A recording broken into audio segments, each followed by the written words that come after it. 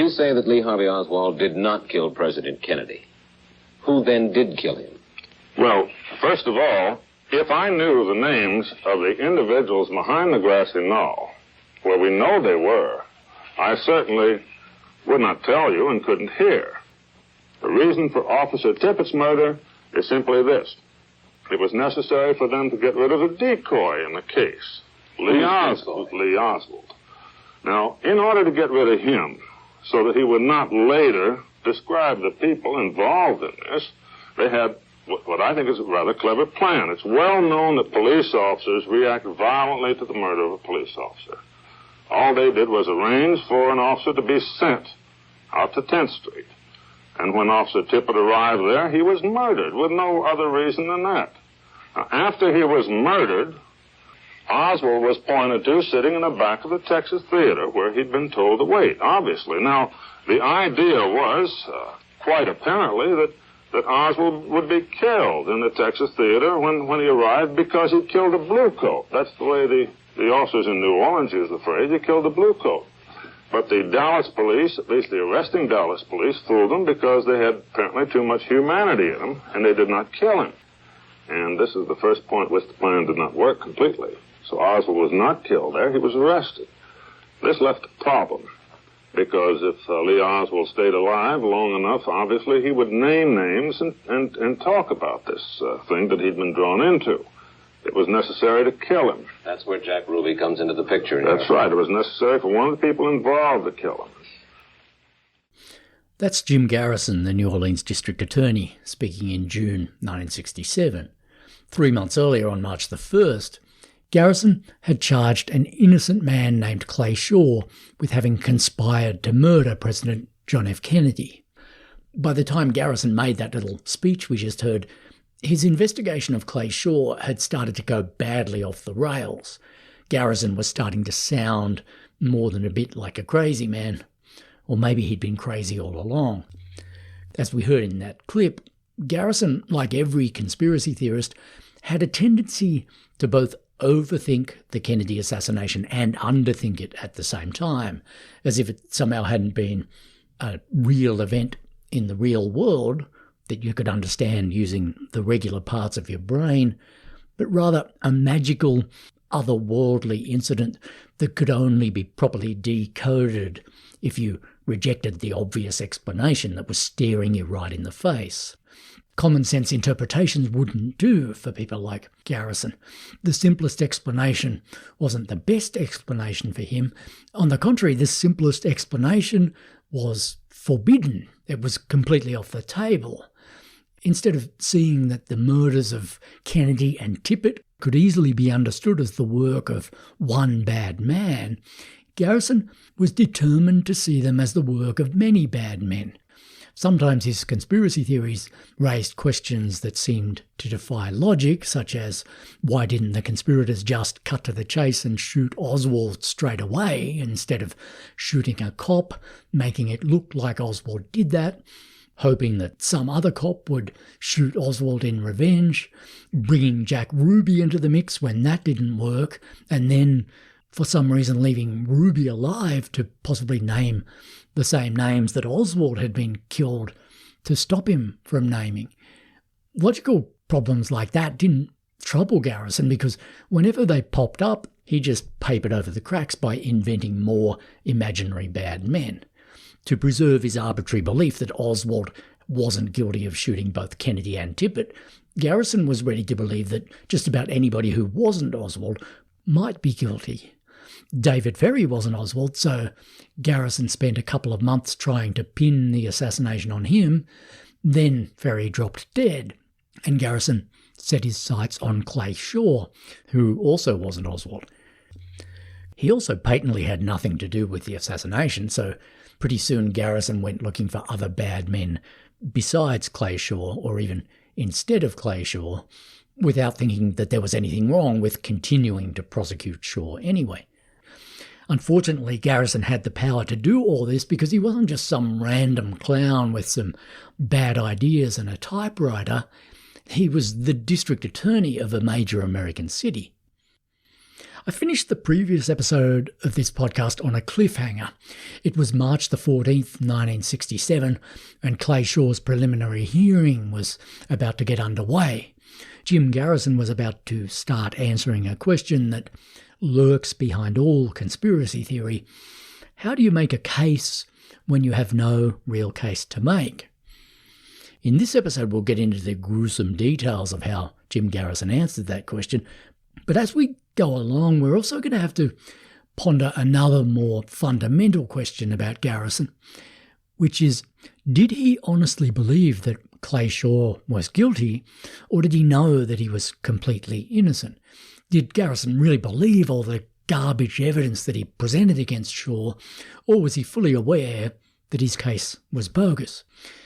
Here again, Garrison brings us back to a theme that runs through all conspiracy theory, and a question that I've been trying to answer over the course of this whole podcast. What do conspiracy theorists really believe?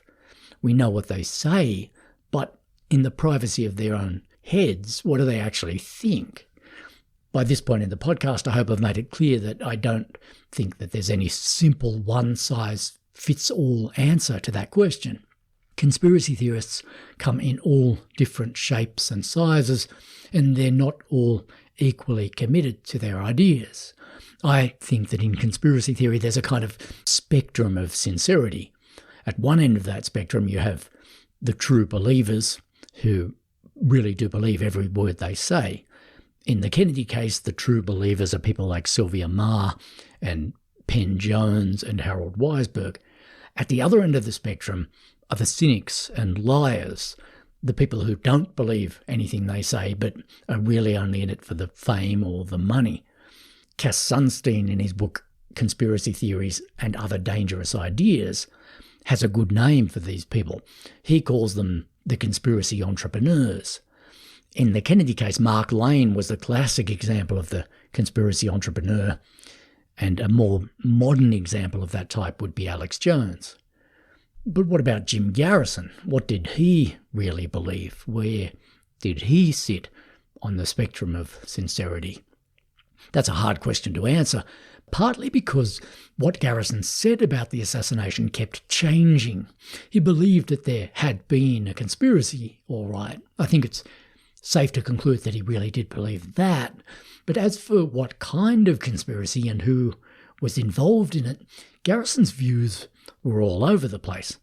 It's possible that after a while, even Garrison himself wouldn't have been able to say what he honestly thought about the assassination. And if he didn't know, then what chance have we got? Take that basic question of whether Garrison honestly believed that Clay Shaw was guilty. You'd think that that should be a pretty easy question to answer, because surely Garrison wouldn't have charged a man with conspiring to murder the President of the United States if he didn't sincerely believe that he was guilty. Surely he wouldn't have knowingly prosecuted an innocent man. To do that, he would have had to have been almost inconceivably evil or crazy.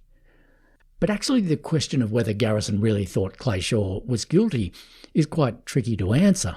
It's never been answered definitively, and it probably never will be. The best attempt that I know of to answer the question was made by Vincent Bugliosi in his book Reclaiming History. Bugliosi makes a very strong argument in that book that Garrison knew right from the start that Shaw was innocent. Bugliosi points out that most prosecutors, if they really believed that Shaw had conspired to murder the president, wouldn't just have charged him with conspiracy. They would have charged him with murder as well. As Bugliosi puts it, a charge of conspiracy to commit murder is virtually always accompanied by a separate charge of the murder itself. Bugliosi was in a very good position to know that because he spent years working as a prosecutor and deputy district attorney himself. But Jim Garrison didn't charge Clay Shaw with murder, which at that time in Louisiana could have got Shaw a death sentence. He only charged him with conspiracy to commit murder, which carried a maximum penalty of 20 years in prison. In Bugliosi's opinion, the meaning of this decision is clear. Garrison can't really have believed that Shaw was guilty. He was just using him as a means to an end. but he was only prepared to use him up to a point. He was ready to send the guy to prison for 20 years for a crime he knew he didn't commit, but he wasn't ready to send him to the electric chair. That's where Garrison's conscience apparently drew the line. There's other evidence that supports Bugliosi's suspicion on this point. As we saw in the previous episode, just a month after Garrison arrested and charged Clay Shaw, he publicly said that he would gladly let him go if only he could get his hands on the true assassin. At that particular moment, Garrison happened to believe that the true assassin was a guy named Manuel Garcia Gonzalez, but it soon transpired that Gonzalez didn't even exist.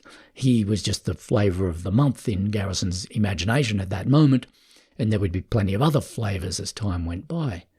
The point is that just a month after arresting Clay Shaw, Garrison didn't seem to think that there was anything wrong with publicly saying that Shaw was not in any literal sense the true assassin, and that Garrison was just using him as a way of cracking open the larger conspiracy. The idea that there was some kind of larger conspiracy did seem to be a sincere belief for Garrison. In that sense, he was a true believer. But when it came to Clay Shaw, the flesh and blood man that he was actually prosecuting, even Garrison himself seemed to concede in certain moods that Shaw was not, strictly speaking, guilty of all that much. When Oliver Stone made his film JFK, in which Kevin Costner played Garrison as if he was some kind of towering and stainless American hero, there were still people around in America who remembered what Garrison had actually done to Clay Shaw. And these people were appalled by the way that Stone's film had repeated and glorified that injustice. They pointed out that a jury had found Clay Shaw not guilty in just 54 minutes, and that Garrison's case against him had been a notorious crock of proven lies. But Oliver Stone replied to this criticism by saying something truly extraordinary. He flat out admitted that Clay Shaw might well have been innocent, but he added that even if he was, Garrison's prosecution of him had still been a righteous exercise. Stone said, even if Shaw/Bertrand was not directly involved in the conspiracy, bringing the case was a means of advancing the Oswald Ferry connection. In that regard, Garrison could be faulted on narrow legal grounds, but I truly believe that his motives were pure and patriotic. That's the sort of thing that can happen to your brain if you marinate it for long enough in the ethics of conspiracy theory. Oliver Stone really did say that the only thing wrong with a DA knowingly prosecuting an innocent man was that it could maybe be faulted on, quote, narrow legal grounds, but that if you left aside that piddling consideration, Garrison was still virtually a saint. On another occasion, Oliver Stone said, and I swear this is a real quote, Garrison was trying to force a break in the case. If he could do that, it was worth the sacrifice of one man.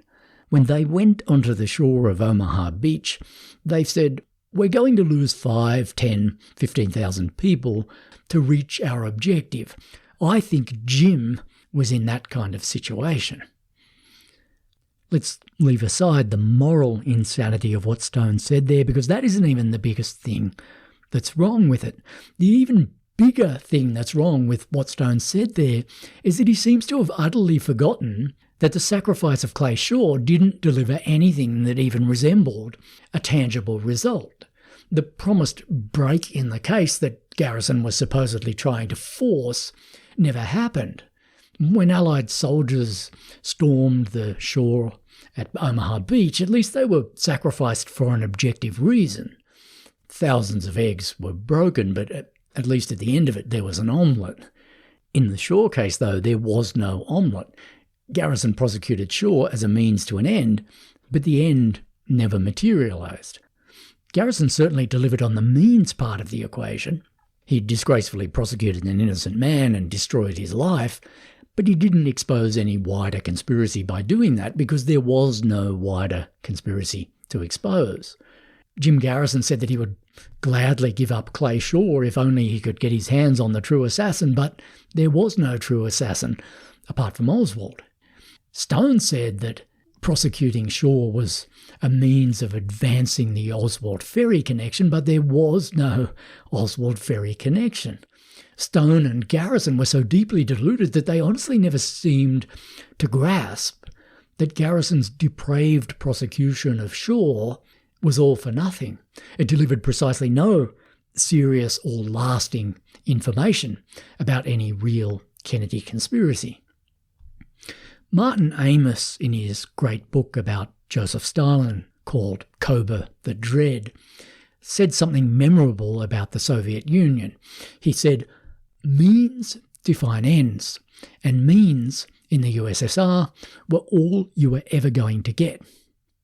I think that the same thing is true of Kennedy conspiracy theory. In 60 years, means are all we've ever got from these people. The end, the holy grail of a proven JFK conspiracy, has just never come. And it certainly didn't come when Jim Garrison prosecuted Clay Shaw. Garrison's case was all means and no end. And as we're going to see in this episode, Garrison's means got increasingly dark and desperate as time went by. And if means do define ends, then the rottenness of Garrison's methods in New Orleans might well tell us that there was also something inherently rotten about his dreamed-of end, the dream of a Kennedy conspiracy. My name is David Free, and this is The Ghosts of Dallas.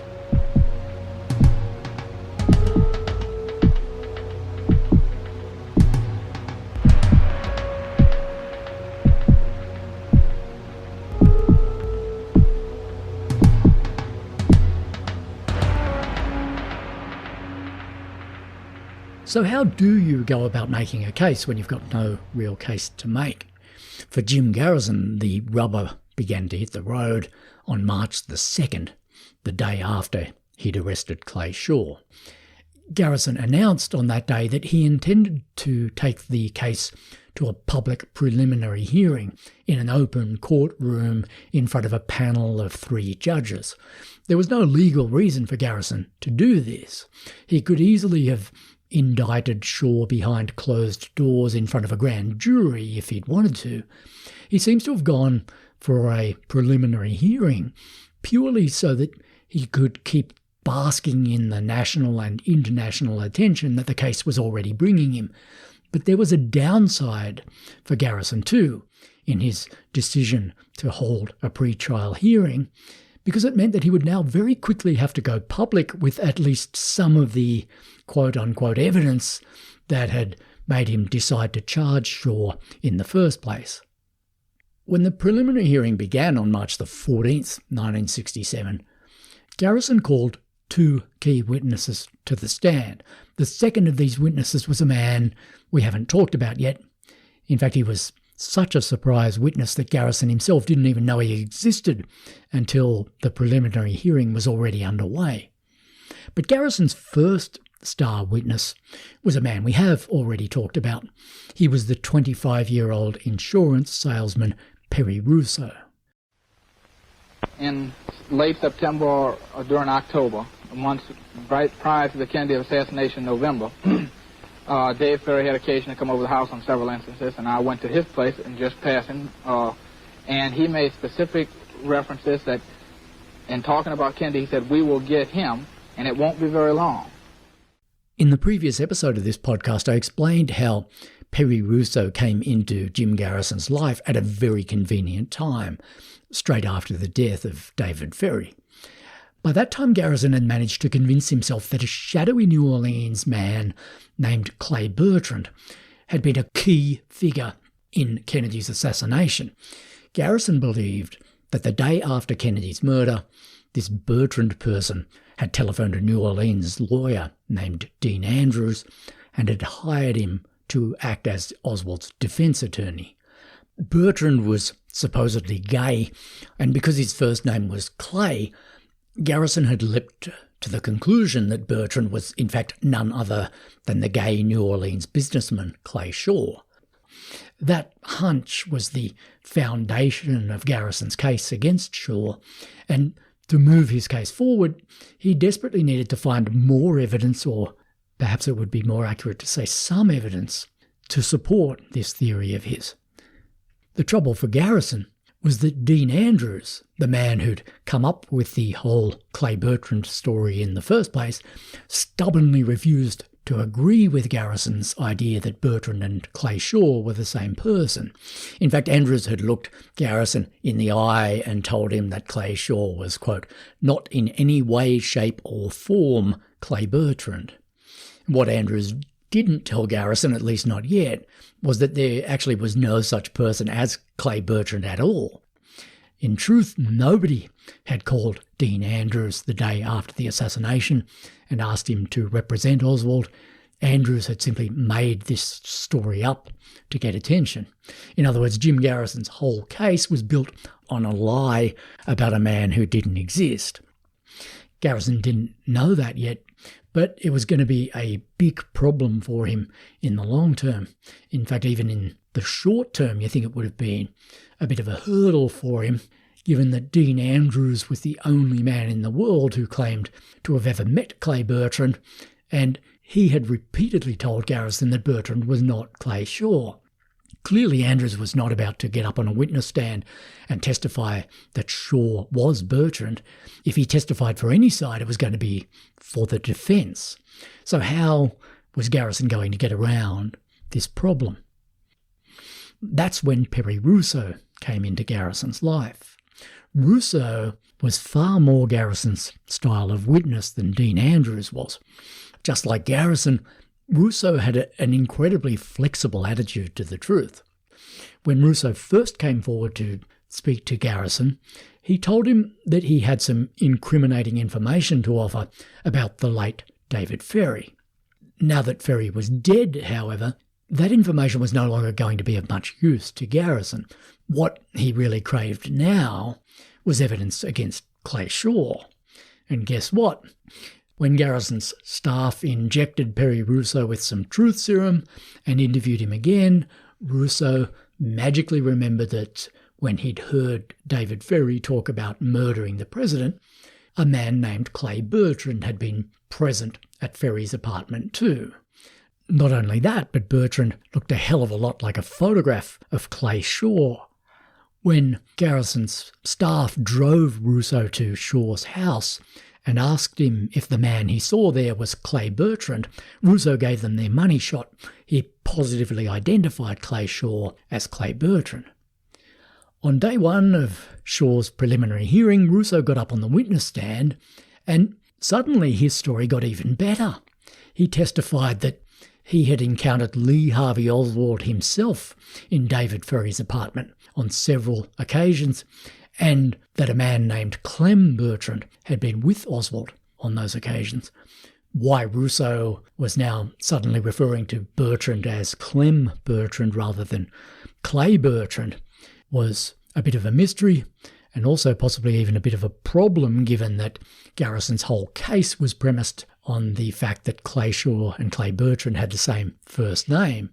But when Garrison asked Rousseau if he could see Clem Bertrand right now in the courtroom, Rousseau pointed to Clay Shaw. In fact, he didn't just point to him.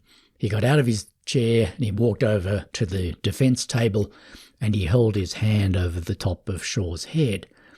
This dramatic little courtroom stunt had been scripted by Jim Garrison himself, and he made sure to stage it just before the hearing was adjourned for lunch.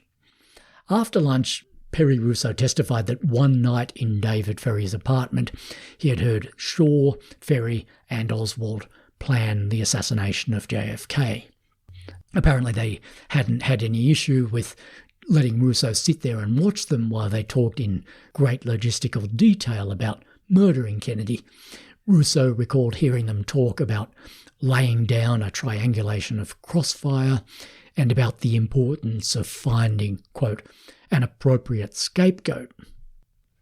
Perry Rousseau's testimony was ridiculous in many ways, but this last detail was especially laughable. It had, of course, long been a central claim of Kennedy conspiracy theory that Oswald was nothing more than an innocent scapegoat. But Perry Russo was the first person on Earth, and as far as I know, the only person on Earth, who ever made the suggestion that Oswald himself had actively participated in the brainstorming session where the concept of pinning the assassination on a scapegoat was first thought up. How and why Oswald ended up becoming the scapegoat himself, despite being one of the three actual masterminds of the crime, was a philosophical question that Russo didn't answer. Nor did he mention whether Oswald had been there when the idea of shooting the scapegoat in the gut was first being kicked around. You might also be recalling at this point that we heard Jim Garrison say at the top of this episode that Lee Harvey Oswald had not been involved in Kennedy's assassination at all. But if Oswald wasn't involved in the assassination, then why did Garrison think that a surefire way of demonstrating that Clay Shaw was involved in the assassination was to claim that he had frequently hung out with Lee Harvey Oswald? If you think that position doesn't make any sense, you're right. But when you're dealing with a person like Garrison, you quickly realise that it's a waste of time trying to make any sense of his theories about the assassination, because he changed his mind about it on an almost daily basis. And he certainly didn't waste any of his time worrying about how much sense his theories made. The story that Perry Russo told at the preliminary hearing had been concocted to support the scenario that Garrison happened to believe in at that particular moment, but that scenario was so silly that not even Garrison could be bothered believing in it for much longer.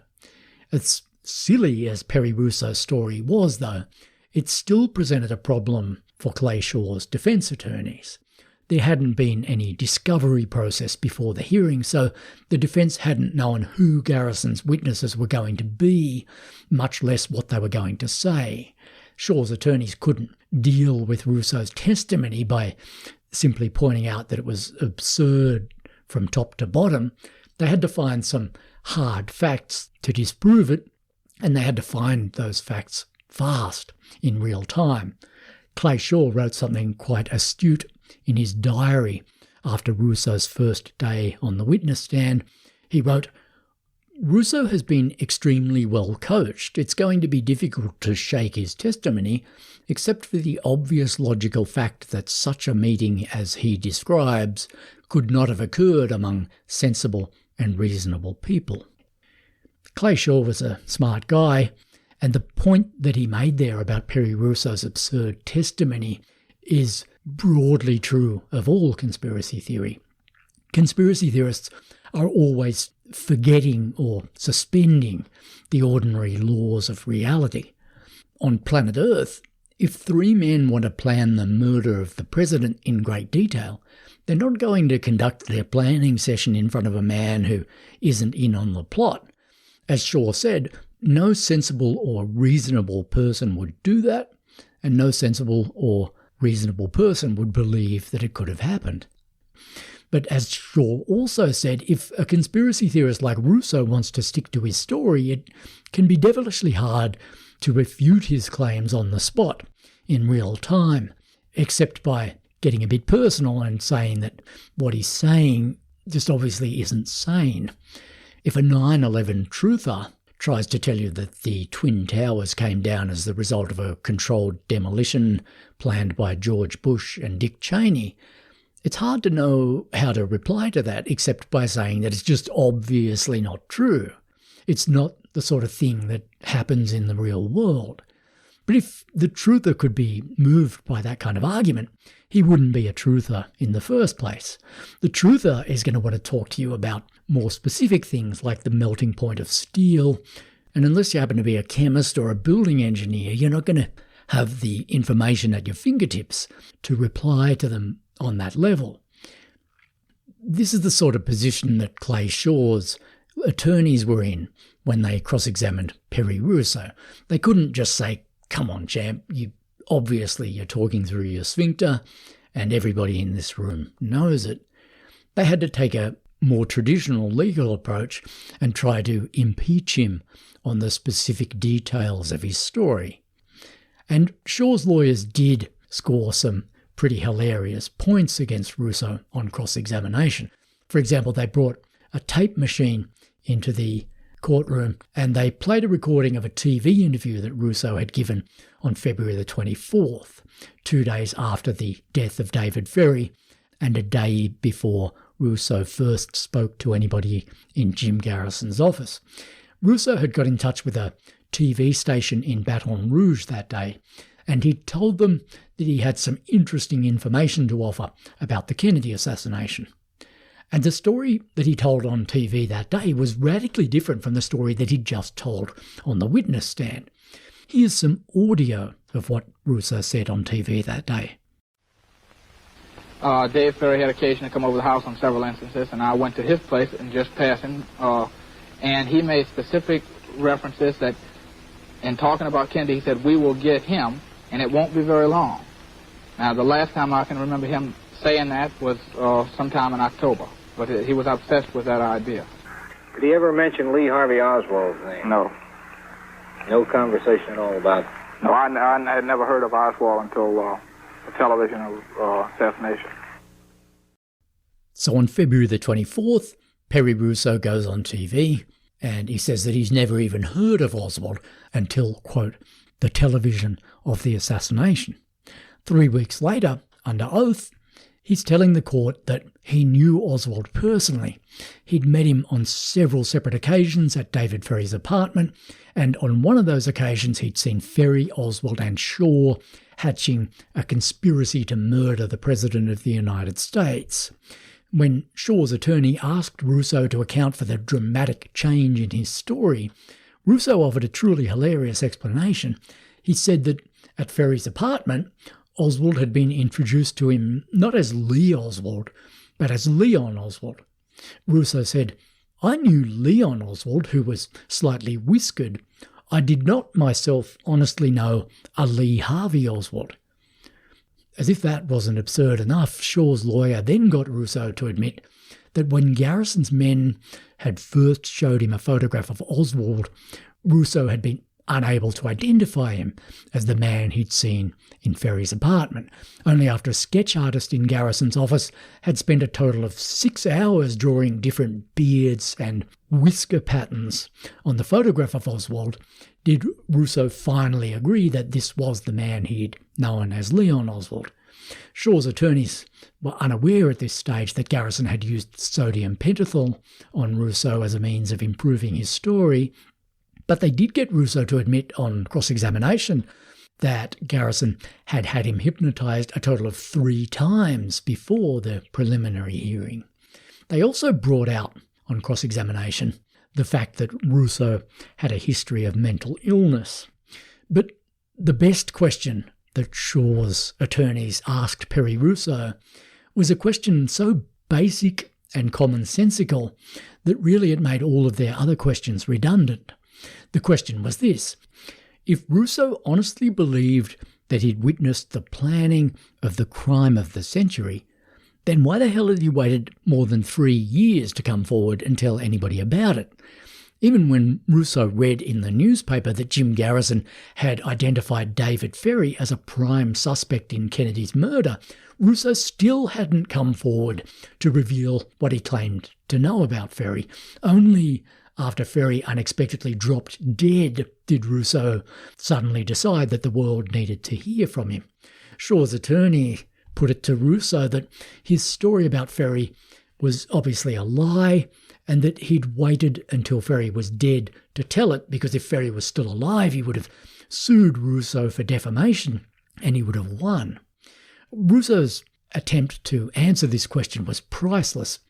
He admitted that yes, he had read in the newspapers that Garrison's prime suspect was a man named David W. Ferrie, but he'd never been aware that the David Ferrie he knew had a middle name beginning with the letter W, so he'd assumed that he was a completely different guy. In other words, Russo was testifying under oath that A, he had witnessed his friend David Ferrie plan to murder President Kennedy, and B, when he saw that Garrison was investigating a man named David W. Ferry in connection with Kennedy's murder, he had naturally assumed that they were talking about two completely different David Ferrys. Here's some audio of Russo telling a slightly different version of this idiotic story during his TV appearance, after the reporter asks him the same basic question. If what he was saying about David Ferry was true, then why had he waited so long to come forward and reveal it? Why have you never said anything about this before? Didn't it strike you that it might have some connection? When the assassination, of course, caught me by surprise and caught everyone else, I would guess, when it finally was over and a Warren report, a Warren Commission was set up, and it tended to go and examine all of the details, and it made claims that it was going to do everything extensively. Then I left it to the professionals, and they were supposed to come out with a verdict. Then they came out with a verdict that Oswald was the only man, so I forgot it. Then Garrison began his probe and subsequently got in the newspapers in New Orleans and then later on television everywhere.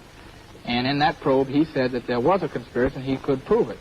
It still didn't ring a bell anywhere along the line. It was far from me that I would have ever have met a person. I would have been a conspirator to kill the President of the United States. Thereafter, when Dave Ferry died, the name, I still doubted if it was the same guy. They said it's just another Dave Ferry. But when I saw his picture in the paper, then I knew it was the same man, and I had just as well say something to someone. And I wrote the district attorney the next day. But Perry Russo wasn't the only Garrison witness who told embarrassingly obvious lies at Clay Shaw's preliminary hearing. There was one more surprise prosecution witness to come, and as I've said, this witness was such a surprise that Garrison himself didn't even know he existed until after the hearing had begun. The witness was a heroin addict named Vernon Bundy, who was currently doing time for a parole violation. After the preliminary hearing began, Bundy wrote to the court saying that he had some important information to offer about Clay Shaw. On the morning of the third and final day of the hearing, Garrison brought Bundy into the DA's office for a quick preliminary interview. Then he put Bundy on the stand that afternoon. The story that Bundy told the court was so ridiculous that it made Perry Russo's story look like a fiesta of truth-telling. Bundy claimed that one day in the summer of 1963, he'd been on the seawall at a place called Lake Pontchartrain, preparing to shoot up some heroin, when he saw a black sedan pull up. A tall man with grey hair got out of the car. Bundy was asked if he could see this man now in the courtroom, and he identified him as Clay Shaw, again by using Garrison's trick of walking over to the defence table and holding his hand over Shaw's head. Bundy claimed that 5 minutes after Shaw had arrived beside the lake, a younger man had walked up and joined him. Bundy identified this younger man as Lee Harvey Oswald. According to Bundy, Shaw handed Oswald what looked like a roll of money. Oswald then stuck the money in the pocket of his trousers, and when he did, Bundy noticed that Oswald's pocket was already full of a bunch of papers. Bundy was 25 feet away, according to his own account, and yet somehow he managed to detect from that distance that the papers in Oswald's pocket looked like, quote, pamphlets. And as he watched, one of these pamphlets happened to flutter out of Oswald's pocket and land on the ground. After Shaw and Oswald were done and had left the area, Bundy needed something to wrap up his heroin gear in, so he went over and picked up the pamphlet that Oswald had dropped. When Garrison asked Bundy to describe it, Bundy said that it was yellow and had, quote, something about Cuba written on it. Needless to say, Bundy hadn't kept this pamphlet, so sadly he was unable to whip it out in court to prove that what he was saying was not a complete load of cobblers. Just before Garrison put Bundy on the stand that Friday afternoon, Garrison had given him a lie detector test in his office, and Bundy had failed that test. Members of Garrison's staff had then urged Garrison not to put Bundy on the stand. They said that they could and should make their case without him, but Garrison overruled them. "We didn't tell him what to say," Garrison said. let the jury decide whether or not he's telling the truth. After the hearing, Garrison was publicly criticised for having used a heroin addict as a key witness, and here's how he defended that decision. The question is he telling the truth or not? There are many attorneys who are brilliant liars, and there are dope addicts who have never learned to lie, and that's the case here. The question is, was he telling the truth? And the answer is obviously. The fallacy in what Garrison said just then is that nobody in the world believed that Vernon Bundy was telling the truth. Even Garrison himself didn't believe it. In the privacy of his own office, after Bundy had failed that lie detector test, the best that Garrison could say for his story is that we didn't tell him what to say. In a narrow sense, that might well have been true. Maybe Garrison didn't tell Bundy what to say specifically, but Bundy had a crystal clear motive to say something incriminating about Clay Shaw, because Bundy had just violated his parole, which meant that he was looking at another 5 years behind bars unless somebody like Jim Garrison happened to step up and reverse his parole violation. And guess what? Just a month after Vernon Bundy told his ludicrous story about Clay Shaw on the witness stand, Bundy was paroled and released. A desperate junkie like Bundy, of course, can hardly be blamed for seizing this kind of opportunity when it was given to him. But what did it say about Jim Garrison that he was willing to use a witness like Bundy on the stand? As usual with Garrison, I think there are only two possible interpretations available to us. He was either very, very mad or very, very bad. If he believed that Vernon Bundy's story was true, he was clinically insane. If he knew it was false but put him on the stand anyway, he was an atrociously unethical DA and an abysmal human being. As I've said, there's always a third option with Garrison, which is that it's quite possible that he was both mad and bad, and that's the interpretation that I tend to believe in myself. But the idea that he was neither just isn't on the table. Clay Shaw wrote in his diary that Garrison's decision to put Bundy on the stand was, quote, almost a contemptuous gesture toward the judges. But if the judges were offended by this gesture, they weren't offended enough to dismiss Garrison's case. After Bundy was done testifying, the judges ruled that Garrison had established probable cause to put Clay Shaw on trial. This didn't necessarily mean that the judges had found Garrison's case all that impressive. In fact, they'd found it pretty laughable.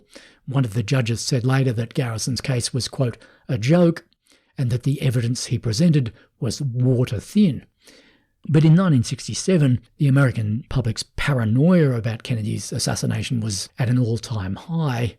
The judges were well aware that if they dismissed Garrison's case, a good chunk of the American public would assume that they were in on the grand conspiracy.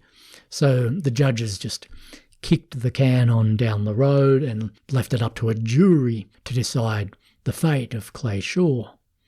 No date was set yet for Shaw's trial, and as it turned out, for various reasons, the case wouldn't end up going to trial for almost another 2 years. Partly this delay was caused by the fact that Garrison had approached the case in a back-to-front way. He'd arrested Clay Shaw first, and only after that had he started looking for evidence against him. Garrison himself didn't deny, by the way, that this is what he had done. He told one journalist, quote, "This is not the first time I've charged a person before I've made the case." But the delaying of Clay Shaw's trial wasn't all Jim Garrison's fault. It was also partly the fault of Shaw's own lawyers. They filed a motion for a change of venue, and Garrison filed a counter-motion, and then Shaw's lawyers filed another motion about something else, and that motion ended up going all the way to the US Supreme Court. All this took so long that both sides publicly wondered if the case was ever going to make it to trial. By the time it finally did, it was January 1969. This 2-year-long intermission before the trial began had at least two big effects. First, it gave the case time to turn into a real cause celeb. Jim Garrison became a full-blown national celebrity during that 2-year period. There were big profiles of him in magazines like The New Yorker. In January 1968, he went on The Tonight Show with Johnny Carson, and Johnny devoted the whole of that night's show to a long solo interview with him. Playboy magazine ran a 26-page interview with Garrison in October 1967, which was at that time the longest interview the magazine had ever published.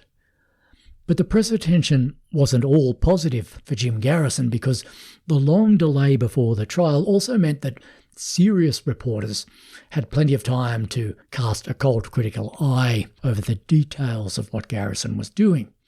Garrison had at first enjoyed a quite cosy relationship with the press because he'd hand-picked a little coterie of his favourite reporters, and he was giving them special secret briefings about his investigation, and he assumed that those reporters were going to give him favourable coverage in return. One of the reporters that Garrison was expecting favourable coverage from was this guy. After the hearing in which Mr. Shaw was held at trial, I called Garrison, and I said, Jim, there's something bothers me deeply. That's a reporter named James Phelan, who went to New Orleans to cover Garrison's case for the Saturday Evening Post. Phelan arrived in New Orleans a few days after the death of David Ferry and just 2 days before the arrest of Clay Shaw.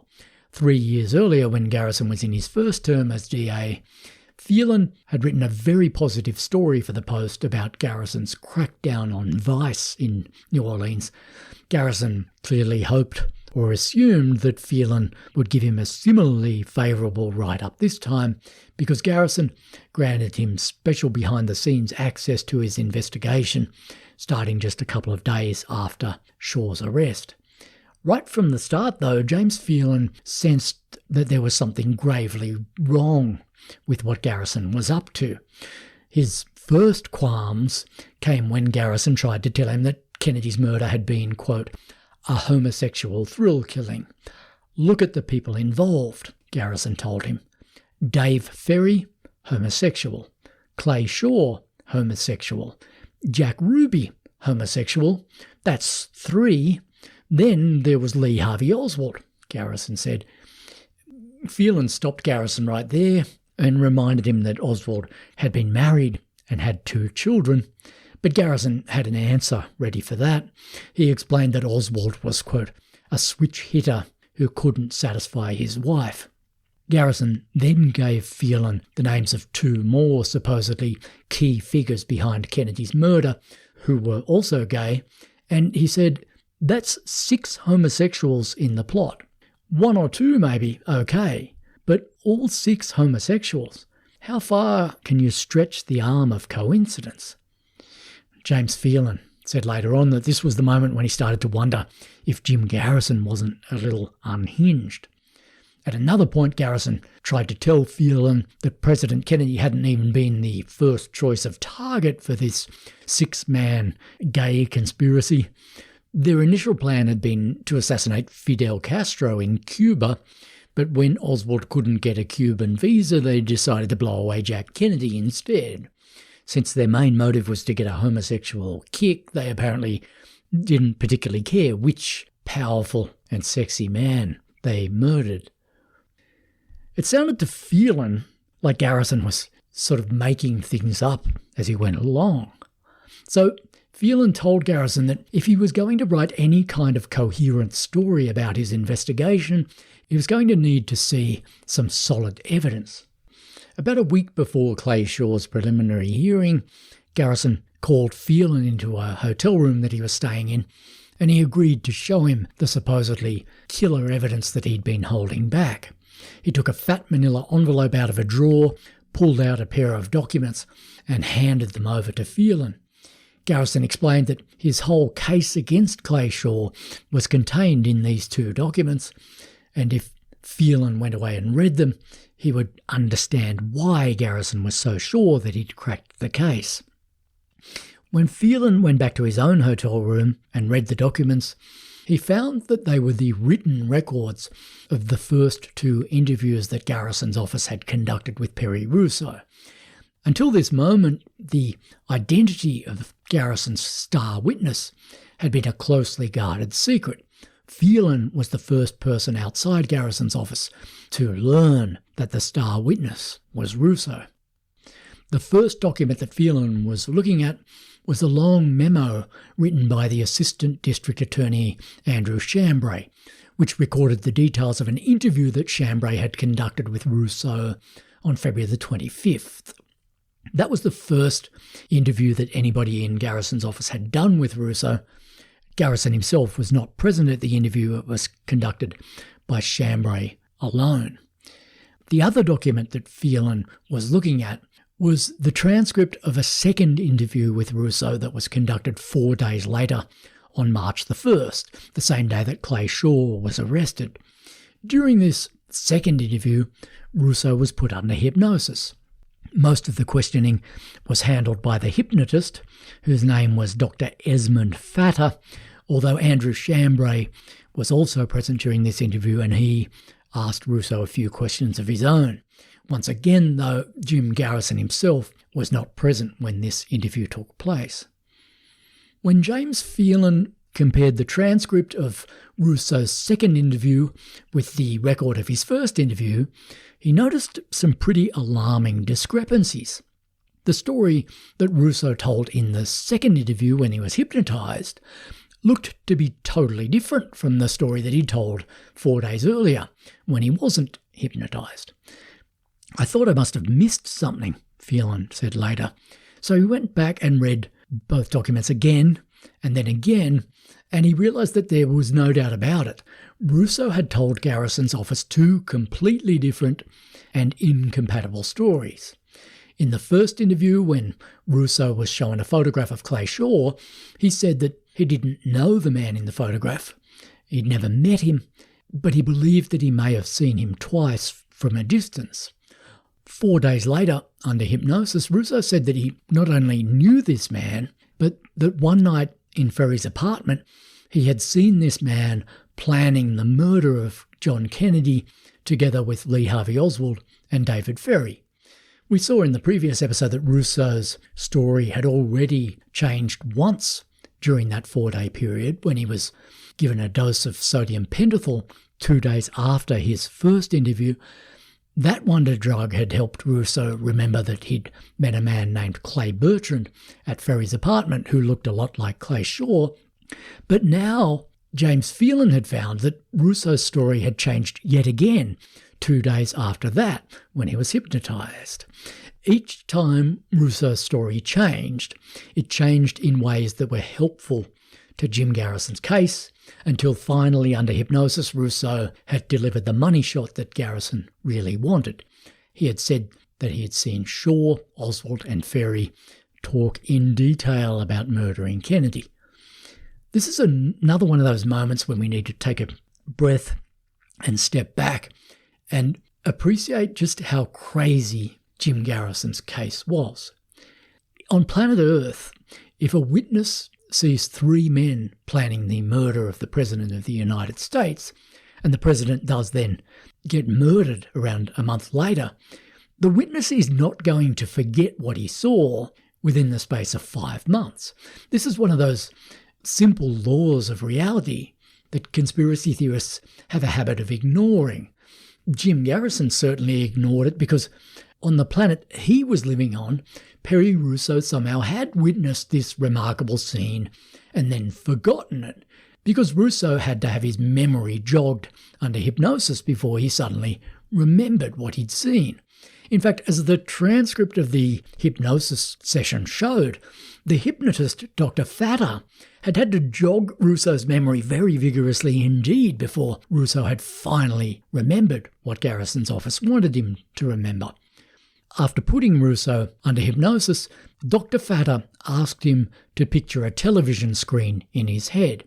He then said to him, "Let your mind go completely blank, Perry. Now picture that television screen again, Perry, and it's a picture of Ferry's apartment, and there are several people in there, and there is a white-haired man. Tell me about it." Unfortunately, this ridiculously loaded question didn't work on Perry Russo. It failed to make him remember anything particularly incriminating about the white-haired man. So Dr. Fatter then gave Russo an even more helpful nudge in the right direction. He said, "See that television screen again. It is very vivid. Now notice the picture on the screen. There will be Bertrand, Ferry, and Oswald, and they are going to discuss a very important matter. They are talking about assassinating somebody. Look at it and describe it to me." Only after Dr. Fatter gave him this ridiculously obvious prompt did Perry Russo finally, quote-unquote, remember that he had seen Shaw, Oswald and Ferry planning the murder of President Kennedy. As James Phelan read the transcript of Russo's hypnosis session, he was staggered by what he was seeing. He was also somewhat baffled by the fact that Garrison had willingly let him see this obviously self-defeating piece of evidence. "He's my case against Shaw," Garrison had told him when he'd handed this document over. But as any idiot could see, the documents proved that Russo's story was a complete fabrication, which had been massaged out of him by the hypnotist. Phelan found himself wondering if Garrison had maybe not even read these documents before handing them over. It was a hard question to get his head around. On the one hand, it seemed almost inconceivable that Garrison hadn't read these documents that were supposedly so central to his case, but on the other hand, it seemed even less conceivable that he would have merrily handed them over to Phelan if he knew what was in them. Phelan quickly told his editors at the Saturday Evening Post about what he'd discovered in the Russo documents. They told him not to write his story just yet. They told him to wait and see what happened at the preliminary hearing. Although the documents made it clear that Russo had told Garrison's office two completely different stories, it wasn't clear yet which of these stories he would tell at the hearing. Maybe he would tell the first story, the one that hadn't been pummeled out of him by the hypnotist. So for the moment, Phelan kept his powder dry. He photocopied the Russo documents and gave the originals back to Garrison and didn't say anything to him about the extent of the discrepancies that he'd found. But he did say to Garrison that Russo was, quote, quite some witness, and that Garrison seemed to be taking a bit of a risk by premising his case on the claims of just one man. Garrison didn't deny that this is what he was doing. He told Phelan that he'd gone out on a limb when he arrested Clay Shaw. Everybody else in his office had been opposed to that move. This is when Garrison told Phelan that, quote, "This is not the first time I've charged a person before I've made the case." Phelan also asked Garrison a more general question about Russo's credibility. He asked him if Shaw really had conspired with Ferry and Oswald to murder Kennedy, was it really plausible that they would have openly discussed their plans in front of Russo? According to Phelan, Garrison reacted as if this question had simply never occurred to him before. He pondered it in silence for a moment and then he said, "Say, that is a good question." When Clay Shaw's preliminary hearing began around a week later, James Phelan came back to New Orleans to cover the hearing, and part of him was hoping that Garrison would have read the records of Russo's interviews by now and would go ahead and drop his case against Clay Shaw as a result. But of course, as we know, that didn't happen. The preliminary hearing went ahead, and when Russo got on the witness stand, he told the second version of his story, the one that had come out under hypnosis. This meant that James Phelan and the Saturday Evening Post now had a dynamite story on their hands, and Phelan was given the green light to go ahead and write it. So as his opening move, Phelan told Garrison that he had something important to discuss with him, and Garrison invited him round to his house so they could talk about it. At that meeting, Phelan told Garrison what he'd discovered in the Russo documents. He told him that the record of Russo's first interview contained, quote, "nothing about a party, a plot, or a Bertrand." Phelan said later that Garrison's jaw dropped when he heard that. "It doesn't," said Garrison. "That's when I knew that he hadn't read it," Phelan said later. "I thought, oh man, what are you doing? You've arrested the man, they're going to hold him to trial, and Garrison never even read the basic document." Garrison's lead investigator, William Gurvitch, was also present in the room when Phelan broke this news to Garrison, and it came as news to Gurvitch too, because he had also never read the transcripts of Russo's interviews. Gurvitch realised instantly that what Phelan had discovered was fatal to Garrison's case. When he drove Phelan back to his hotel room after the meeting, Gurvitch said to him in the car, "Russo's our whole case, and you just blew him out of the water. I've had some doubts about this case, but it's over for me now." 3 months later, Gurvitch very publicly resigned from Garrison's team, as we're going to see, and the seeds of his resignation were planted that night at Garrison's house when James Phelan revealed the truth about Perry Russo's testimony. Jim Garrison himself, though, had quite a different reaction. He didn't seem to think that what Phelan had told him was all that bad. Phelan had assumed that Garrison would have no choice but to pull the plug on his prosecution of Shaw, now that he knew what Phelan knew and knew that he was prepared to go ahead and publish it. But it quickly became apparent to Phelan that Garrison was not going to do that. He was simply going to drift on ahead and take the case to trial. Phelan found this surprising and shocking, which shows us that he was still at this stage making the incorrect assumption that Garrison was a normal, ethical person. What Phelan didn't get yet was that Garrison wasn't normal. He didn't have a normal person's respect for the texture of reality and for the authority of hard facts. In fact, Garrison's grip on reality was ridiculously slapdash and loose. First, he'd charged a man with conspiring to murder the president without even bothering to read the interviews that his own team had conducted with their supposed star witness. Then he'd gone ahead and argued his case before a panel of 3 judges and still hadn't read those documents. Now Garrison knew, or had at least been shown, that the testimony of his star witness was absolutely worthless, and still this made no difference to his plan to take the case to trial.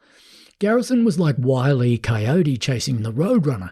He'd chased him right off the edge of a cliff, and now there was nothing under his feet but thin air, but he kept frantically pedaling his legs anyway, as if by simply refusing to acknowledge that there was nothing under him but a huge void that would somehow magically turn that void into something solid.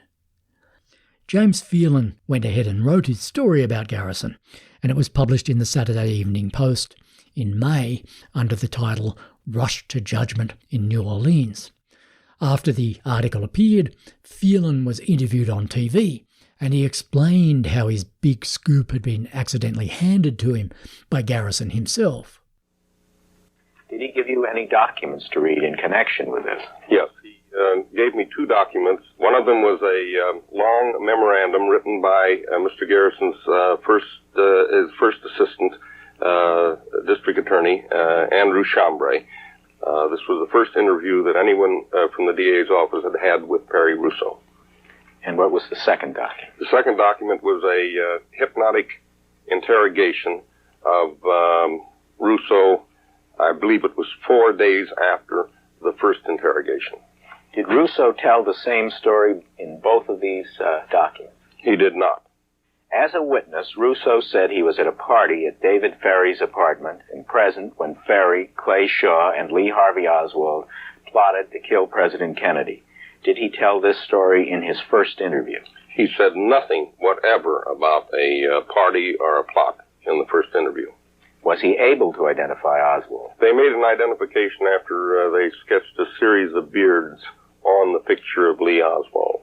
I think they drew 18 or 20 of them before he finally came up with the identification. Was Russo shown a picture of Clay Shaw? Yes, he was. Did he identify the picture of the man he knew to be Shaw as Clay Bertrand? He did not. He simply said that he had seen the man. How many times did He said he'd seen him twice. Did he mention seeing him at a party in Ferry's apartment where people had plotted to kill Kennedy? He said nothing about it. In fact, he said specifically that he had seen him twice, and he said specifically the 2 times. When did Russo first describe the details he testified to as a witness at the pretrial hearing? He first mentioned the plot and the party and the presence of Shaw, Oswald, and Ferry in a deep hypnotic trance when he was hypnotized by Dr. Esmond Fatter. Did he remember Shaw and an assassination plot immediately under hypnosis? He did not.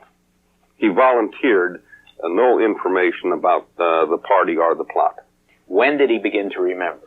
He began to remember when Dr. Fatter asked him a series of leading questions. Well, I would say it went beyond that. Dr. Fatter set the stage for him. He told him that he would be present in Ferry's apartment and that Shaw and Oswald and Ferry would be there and that they would be discussing assassinating someone. And then Dr. Fatter says, "Now tell me about it."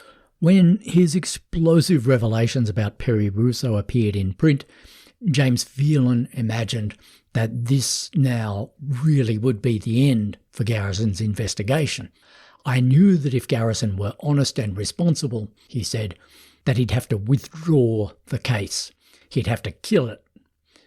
You can't blame James Phelan for thinking this, but again, there was something about Garrison that he still wasn't getting.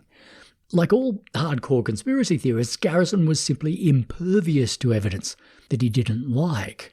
It wasn't just that he didn't care about it, he genuinely didn't seem capable of taking it in. It was as if he couldn't even see it. And this contempt for the authority of reality was closely connected to the fact that Garrison had no sense of moral reality either. He had no sense of shame.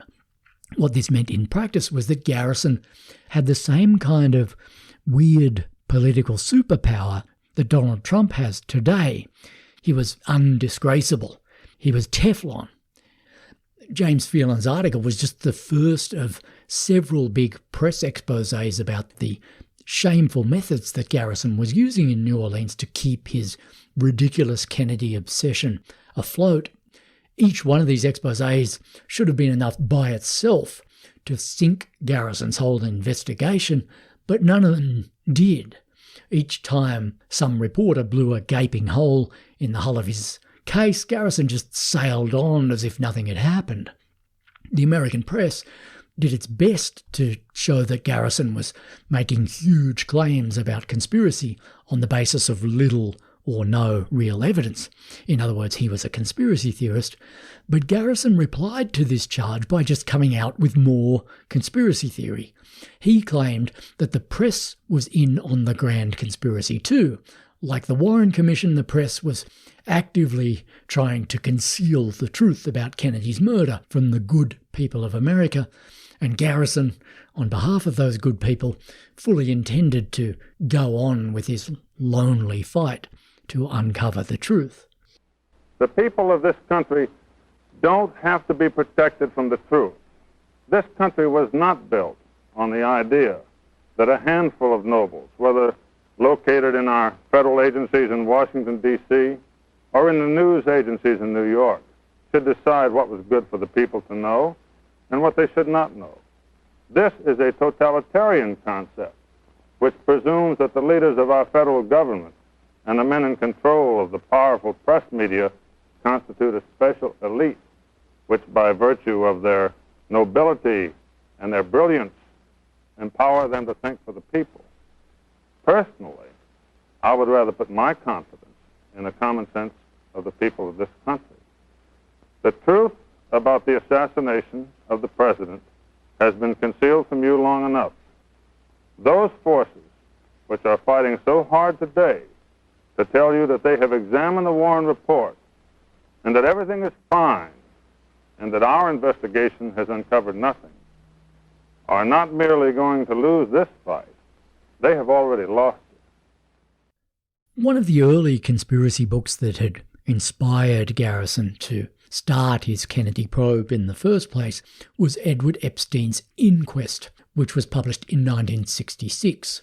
In early 1967, Epstein went down to New Orleans to cover Garrison's investigation for The New Yorker. Epstein quickly developed reservations about what Garrison was up to, and his New Yorker article ended up being another one of those scathing critiques of Garrison, which Epstein subsequently expanded into a book called Counterplot. Epstein was the first person to put his finger on an important truth about Garrison. Garrison was essentially a demagogue, Epstein wrote. That was why he was so unconcerned about things like facts and evidence and proof. As Epstein put it, quote, "The demagogue is typically concerned not with substantive issues, but with ways of manipulating the emotions of the electorate." This helps to explain why the press was so incapable of stopping Garrison's crusade by using facts and logic. His crusade wasn't based on facts and logic in the first place. It was based on manipulating people's emotions. And when Garrison was challenged, he simply responded with more emotional manipulation. There's no doubt that Garrison was quite effective as a demagogue. He wasn't, of course, quite as good a demagogue as Donald Trump is today. Donald Trump's demagogy got him all the way to the White House, and although Garrison told people that he would one day end up in the White House, he never even got close to it. Still, it does have to be said that Garrison's rhetoric was good enough to fool a lot of people for a fair period of time, and even today there are still some hardcore Garrison disciples who'll try to tell you that his case against Clay Shaw did have some kind of merit. To understand why Garrison's brand of demagogy worked so well, we need to remember that he was playing to two very different electorates at the same time. In the first place, he was playing to his local electorate in New Orleans. The people there already knew Garrison, and they liked him enough to have elected him as DA twice. And the people in New Orleans who didn't know Garrison did know enough about him to be wary of criticising him in public. Both of the city's major newspapers were basically on Garrison's side when he mounted his Kennedy crusade. Many people in New Orleans simply believed Garrison could do no wrong, as Patricia Lambert puts it in her book False Witness. But Garrison wasn't just playing to the people of New Orleans. His Kennedy investigation was pitched at the wider American public too. In that much larger electorate beyond New Orleans, people didn't have any pre-existing views about Jim Garrison, but they did have pre-existing views about the Kennedy assassination, and more often than not, those views were consistent with the general line that Garrison was pushing in New Orleans. Opinion polls taken at that time showed that only 36% of Americans believed that Oswald alone had murdered Kennedy. So when Jim Garrison loudly announced that he'd found evidence of a Kennedy conspiracy in New Orleans, the majority of the American public was primed to believe that he was probably onto something. They didn't know much about Jim Garrison or about the man he was accusing or about the finer points of the evidence that Garrison claimed to have against that man, but they did agree with the general vibe of what Garrison claimed to be doing. He claimed that he was finally trying to solve the Kennedy assassination on behalf of the American people. It wasn't just Americans who were excited about Garrison's Kennedy probe. The case was bringing him international attention, and there's no doubt that the attention was going to his head. William Gurvich told a reporter after he'd quit from Garrison's team, quote, "He was pumped up with the adoration of the conspiracy people. He was getting calls from all over the country, from Europe, even from Japan and Australia. He couldn't buy a meal in New Orleans. He was exciting the whole town, and boy, was he caught up in it." Not long after James Phelan's article about Garrison was published in the Saturday Evening Post, NBC TV started working on a special investigative report about Garrison's probe. When Garrison heard that two NBC reporters were sniffing around in New Orleans and asking a lot of inconvenient questions, he reacted in a pretty radical way He ordered his aides to arrest the NBC reporters and handcuff them and beat them up. "Arrest them for what?" said one of Garrison's aides. And Garrison said, "Just arrest them. Don't be so fucking legalistic." Thankfully for the NBC reporters, Garrison's aides didn't obey his orders to handcuff them and beat them up. But I do think we should savour Garrison's immortal phrase, "Don't be so fucking legalistic." It's not only a pretty funny thing for a district attorney to have said, it also could have been the motto of Garrison's whole investigation. Don't be so fucking legalistic. Let's disobey the laws of evidence and decency, and maybe that way we can force the break in the Kennedy case that all those other boring law-abiding agencies like the Warren Commission have so far failed to deliver. As it happened, if Garrison had abducted those two NBC reporters and beaten the shit out of them, the PR damage that would have done to him could hardly have been worse than the PR damage that NBC's report did do to him when it went to air. It was broadcast on the night of June the 19th, and it was called The JFK Conspiracy, The Case of Jim Garrison. The show was even more damaging to Garrison than James Phelan's article in the Saturday Evening Post had been. In fact, it was so devastating that Garrison really should have died of embarrassment on the night it went to air. James Phelan himself was one of the many people who were interviewed on the show. He came on to explain how Perry Russo's testimony against Clay Shaw had been fabricated during that hypnosis session. Then the show zeroed in on the other star witness Garrison had used at the preliminary hearing, the heroin addict Vernon Bundy, who had subsequently been magically paroled.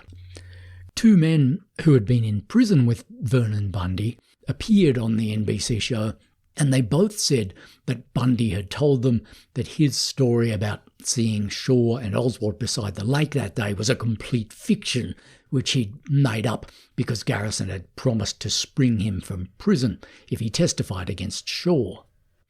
One of the prisoners that Bundy had made this admission to was a guy named Miguel Torres. The story that Torres told the NBC reporters didn't end there. He also told them that Garrison had offered him a deal too if he would agree to testify against Shaw.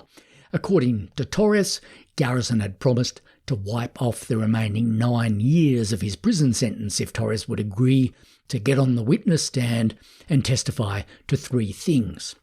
Garrison wanted him to say that he knew Clay Shaw, that Shaw had made sexual advances to him, and that he had known Shaw to use the name Clay Bertrand as an alias. And he wanted me to say that I have been approached by Mr. Shaw on a couple of occasions, see, and I refused to say that. I told him, no, I can't say that. Approached in what way? Homosexual approach. And he wanted me to say that Mr. Clay Shaw was Clay Bertrand. Had you ever been approached by anyone meeting that description at all? No, sir. I have never been approached by anyone like that. The NBC report also featured an interview with a guy named Al Babeuf, who had been the boyfriend of the late David Ferry. Babeuf alleged that Garrison's office had offered him a $3,000 bribe to testify against Shaw. In exchange for the $3,000, he was supposed to testify that one night in Ferry's apartment, he'd overheard Shaw planning JFK's murder with either Ferry or Oswald, or possibly Ferry and Oswald, and that he'd heard them talking in detail about things like escape routes and crossfire. They wanted me to change my testimony, Babeuf said. You could tell that Garrison had a theory, but he had no evidence to back it up. Babeuf told NBC that one of Garrison's lieutenants, a guy named Lynn Loisel, had come to the office of Babeuf's lawyer to clarify exactly what Garrison wanted Babeuf to say in return for it. Did you actually believe Lynn Loisel attempted to bribe you to give him false information concerning President Kennedy's assassination? Yes. Do you believe he was acting with Garrison's Yes, my attorney asked him, was Jim Garrison aware of his presence and what he was going to say? And he said yes. Unfortunately for Jim Garrison, Babeuf and his lawyer had some serious hard evidence to back up their claim of bribery. Babeuf's lawyer had secretly tape-recorded the meeting with Lynn Loisel, and on the tape, Loisel could be heard saying, quote, "I'm drawing you a rough sketch. The deal is that Al fills in the missing links. We can change the story around, you know. I would venture to say we could put $3,000 just like that. I'm sure we could help him financially." When Lynn Loisel found out that Babeuf's lawyer had tape-recorded that conversation and was trying to shop the tape around to the press, Loisel visited Al Babeuf and threatened to, quote, "put a load of hot lead up his ass" if he and his lawyer didn't shut up. For good measure, Loisel told Babeuf that Garrison, when he had raided David Ferry's apartment, had confiscated some compromising nude photographs of Babeuf. And if Babeuf and his lawyer ever released the bribe tape, then Garrison's office would respond by releasing the dirty pictures. After the district attorney's office, the New Orleans district attorney's office, found out about this tape recording that had been made, what happened? They've got some pictures of me that they said they'd hold over my head if I came out with this. They threatened to give these pictures out like they were going out of style if I come out in the open and said they need charges of bribery. As if all these allegations of bribery and extortion and physical intimidation against Garrison were not enough, the NBC report also featured a candid interview with Dean Andrews, the man who had accidentally put Clay Shaw on Garrison's radar in the first place. Andrews was asked if Clay Bertrand, the man who had supposedly rung him up on the day after Kennedy's assassination, had a voice that sounded anything like Clay Shaw's. Has the occasion arisen for you to listen to Clay Shaw's voice? Since all this popped up, they had him on TV, so I just shut my eyes and listened to the voice, and that's not the voice. In other words, you're saying that Clay Bertrand is not Clay Shaw? I'm saying that the voice of Clay Shaw is not the voice that I identify as Clay Bertrand. Right, and you have seen Clay Bertrand on 2 occasions? 2 times. You have seen Clay Shaw's picture in the newspaper? Since this happened, many times. Okay. Can you say positively that the person you knew as Clay Bertrand is not the person you have seen as Clay Shaw? Scout's honor, he is not. And as his final word on Clay Shaw, Andrews said this. Man, I wouldn't know Clay Shaw if I fell across him on the street dead. Man, I wouldn't know Clay Shaw if I fell across him on a street dead, Andrews said there. Believe it or not, that still was not the most damaging moment for Jim Garrison in the NBC report. As a kind of coup de grace, the show revealed that Perry Russo, Garrison's golden boy and star witness, had now admitted that his testimony against Shaw at the preliminary hearing had been a complete pack of lies. Russo didn't appear on camera to say this, but NBC's correspondent Walter Sheridan had spoken to Russo off camera, and Sheridan came onto the show to repeat what Russo had said to him. In my conversations with Perry Russo, he has stated that his testimony against Clay Shaw may be a combination of truth, fantasy, and lies. He said he wishes he had never gotten into this, but now he feels he has no choice but to go through with it. He said that he's afraid if he changed his testimony, that Garrison might indict him for perjury. He said suppose Clay Shaw is convicted and gets 20 years and goes through his appeals and he's sitting down there in prison, I might just call from wherever I am and say, bring your film crews down. I've got something to say. On one occasion, Russo said, the hell with truth, the hell with justice.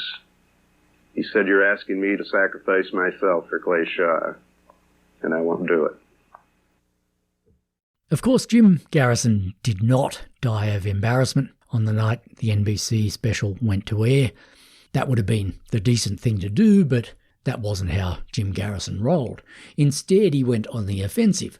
He wrote to the Federal Communications Commission and demanded that NBC should give him an equal amount of airtime to reply to the show's allegations. He wound up getting half of his wish. He didn't get a full hour of airtime to reply, but he did get 30 minutes. A month after the NBC report went to air, Garrison appeared on the network to deliver his so-called rebuttal. He used his half hour to do what demagogues do. Instead of engaging with the substance of what NBC's program had alleged against him, he went for emotional manipulation instead. He made a big, windy speech about the general principles that he was supposedly fighting for.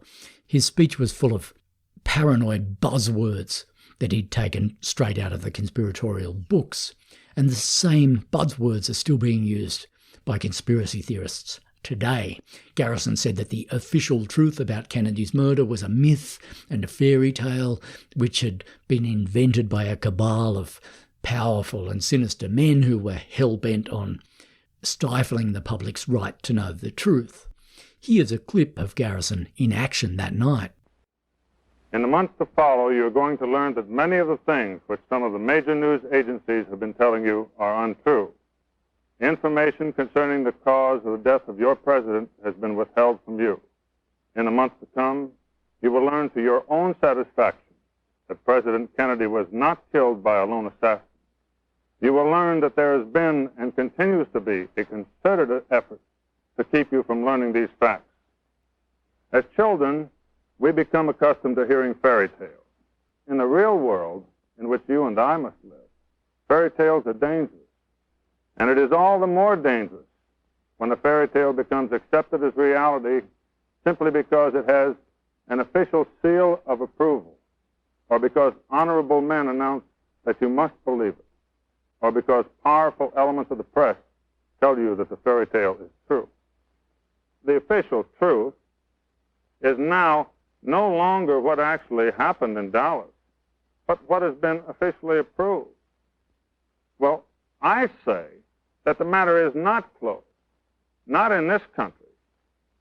I say that the day has not yet arrived when the only reality is power, and the ideals on which our country was built are merely words printed on paper. So there you had it. Somehow Garrison just knew that there had been a great big conspiracy behind Kennedy's murder, and all he was doing was heroically trying to expose that conspiracy. The journalists who kept criticising him weren't doing that because they'd dug up facts about him that proved Garrison was corrupt and incorrect. They were doing it because they were part of the conspiracy too. They were dancing to the tune of the powerful men who controlled the media, and those men were themselves in league with the powerful men who controlled the government. In other words, Garrison's efforts to reveal the great big conspiracy behind Kennedy's murder were now being stifled by another great big conspiracy to shut him down.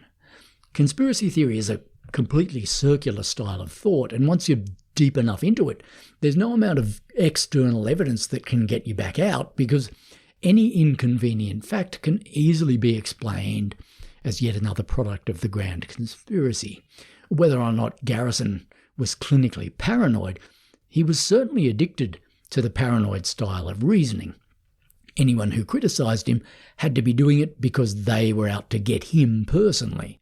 The possibility that they were right and he was wrong didn't seriously seem to occur to him. As I've said time and again in this podcast, conspiracy theorists have a habit of turning the world absolutely upside down. Garrison genuinely did seem to think that he was on the side of common sense and common decency, even though the facts tell us that he conducted himself as if common sense and common decency didn't exist. One thing you learn from studying hardcore conspiracy theorists like Garrison and Oliver Stone and Donald Trump is that these people who are so totally convinced that they're right, even though they're not, also have no sense of the difference between ethical behaviour and appalling behaviour. And because they have no sense of decency themselves, they seem to have a genuinely hard time grasping that most other people do have a moral compass and are capable of acting out of motives other than naked self-interest. To illustrate what I mean, here's another clip from the speech that Garrison gave on NBC that night. I believe that those news agencies which have sought to imply that I would use improper methods to gain some sort of fictional political advantage have simply revealed their own cynicism. I believe that in this conflict between truth and power, and this is exactly what it is all about, that power cannot possibly smash truth out of existence. The people in this country will not let that happen. So in Garrison's mind, the journalists who were criticising his methods could only be acting out of base motives. They were acting out of cynicism and out of a desire to abuse their power to impose their false picture of reality on the world.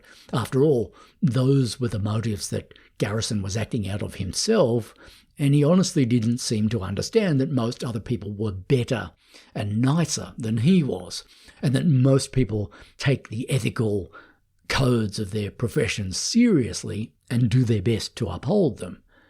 It's also worth noting how loose Garrison's language is there as he tries to characterise the recent media critiques of him. He says that certain news agencies have, quote, sought to imply that I would use improper methods to gain some sort of fictional political advantage. But of course, the reports on NBC and in the Saturday Evening Post hadn't merely implied that Garrison would use improper methods to gain some sort of fictional political advantage. Those reports had flat out said that Garrison had used improper methods to gain real political advantage.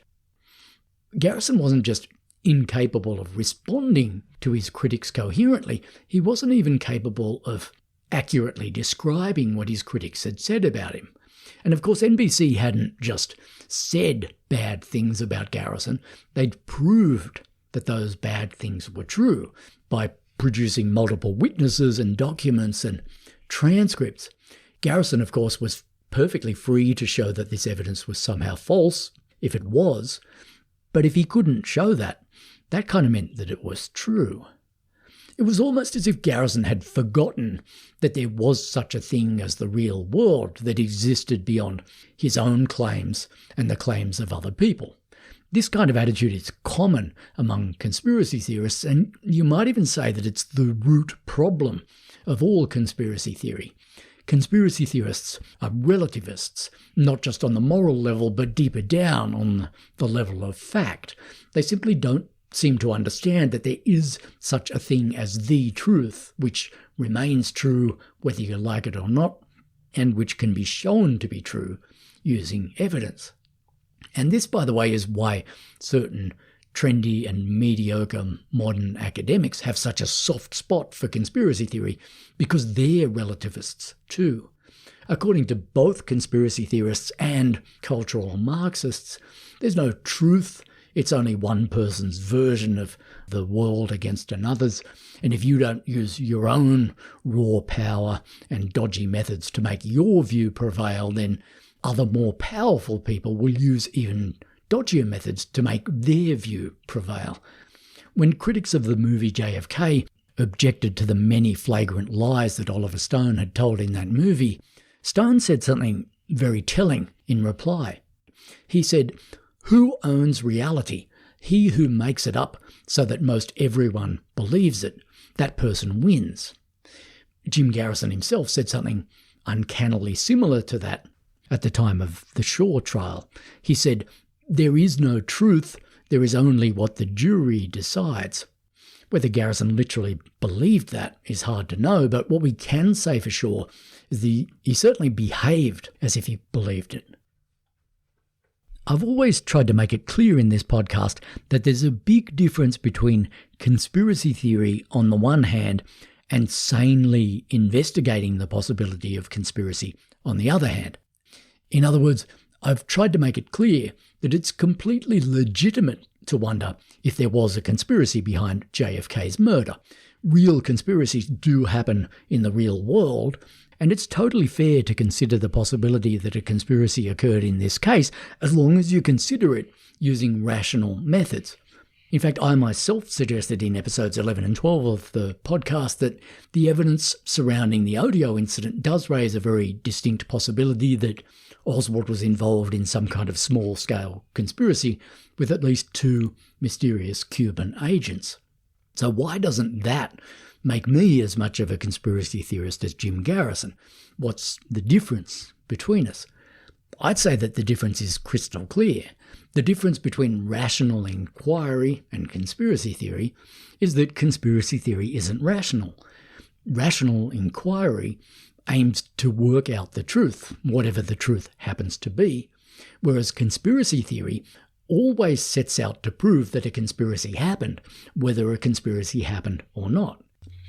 That isn't real inquiry, it's pseudo-inquiry, and it's the very definition of what Jim Garrison did in New Orleans. Garrison's investigation was not an attempt to uncover the truth, it was an attempt to prove that a conspiracy occurred, by hook or by crook, with the emphasis increasingly on crook.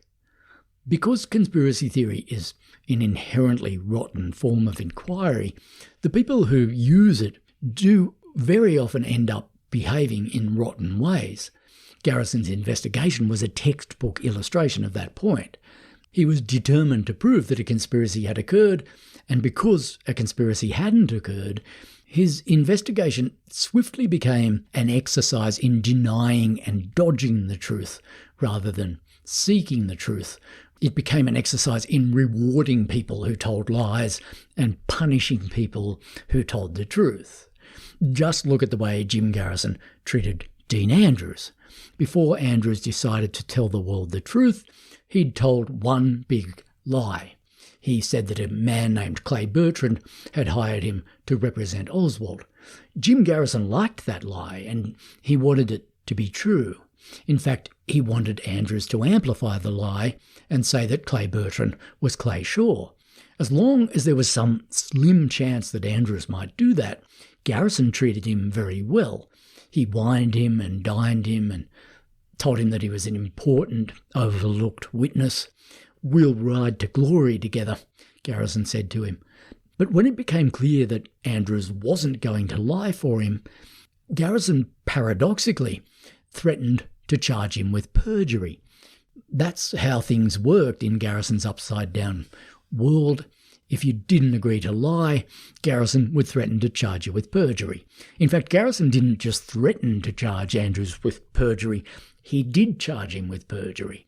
When Andrews refused to appear as a witness at Clay Shaw's preliminary hearing, Garrison called him in front of the Orleans Parish Grand Jury 2 days later and put him under oath and challenged him to admit that Shaw was Bertrand.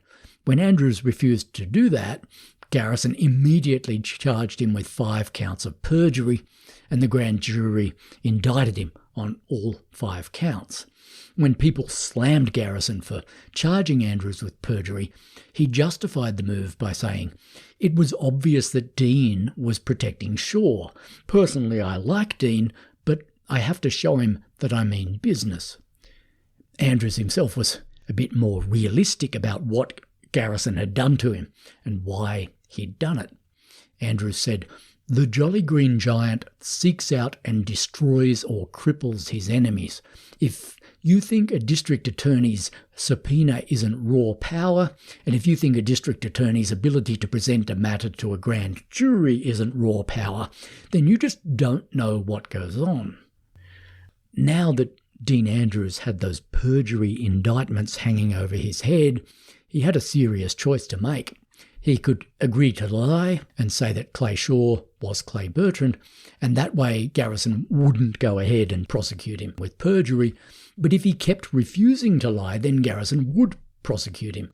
And if Andrews was found guilty of perjury, he wouldn't just be finished as a lawyer, he might be facing some serious jail time. As Patricia Lambert put it in her book False Witness, The comic figure was faced with a tragic choice: throw Clay Shaw to the wolves or be devoured himself. Dean Andrews ended up making the right choice because, unlike Jim Garrison, he did have a few principles and he did have a basic respect for the truth. In June, Andrews went on that NBC show and he said, "I wouldn't know Clay Shaw if I fell over him on the street dead." A week after that, Andrews fronted up to the grand jury room and he spoke to the reporters waiting outside, and he told them that Clay Bertrand was simply a fake name which he'd made up to protect a friend of his, a bar owner named Eugene Davis. Andrews then went into the grand jury room and repeated that statement under oath. He told the grand jury that he'd tried to tell Garrison time and time again that Bertrand was not Shaw, and Garrison had simply refused to accept it. "Clay Shaw is not Clay Bertrand," Andrews told the grand jury. "Indict me if you want to." Unfortunately, that is exactly what happened next. Garrison promptly charged Andrews with several further counts of perjury, and once again the grand jury indicted him on all counts. Andrews was tried for perjury a little over a month later. Just before his trial began, Andrews held a press conference and he let go of the last remaining shred of the Clay Bertrand story that he'd still been clinging to. He told the press that nobody ever had really rung him up and asked him to represent Lee Harvey Oswald. The phone call to his hospital room had simply never happened, and the man Andrews had called Clay Bertrand had, quote, never existed. If Andrews had known that this little lie of his was going to cause so much trouble, he said, he would have invented a totally different name for the phantom phone caller. He would have called him Leroy Bertrand instead of Clay Bertrand. "Clay Shaw ain't Clay Bertrand," Andrews said. Amen. When somebody asked him later on why he'd invented the whole story of Clay Bertrand in the first place, Andrews said, "I would like to be famous too, other than as a perjurer." Dean Andrews was pretty good with words. He could always be relied on to give a colourful quote. Just before his perjury trial, he told a reporter, "I'll be the only person ever convicted in the assassination of President Kennedy, and I don't know beans about it." Unfortunately, what Andrews said there turned out to be correct. He did know absolutely nothing about the murder of President Kennedy, and aside from Jack Ruby, he's the only person who was ever criminally convicted in connection with the assassination. He was found guilty of perjury and sentenced to 18 months in prison, although he never did end up serving any time. He appealed his conviction and the situation dragged on for another 7 years before the charges against him were finally dismissed. When that finally happened, it was too late to do Dean Andrews any good. The perjury conviction had already put an end to his career as a practicing lawyer, and his life had been destroyed because he'd refused to lie for Jim Garrison. Andrews spent the final decade of his life eking out a living as a jazz musician and an odd job man, and he wound up dying at the age of just 58. When Andrews was found guilty of perjury, Jim Garrison hailed that verdict as, quote, a major victory. It meant that Garrison was now able to tell people that he'd convicted at least somebody in connection with Kennedy's murder, and to the untrained eye that suggested that Garrison might well be on the right track in continuing to go after Clay Shaw.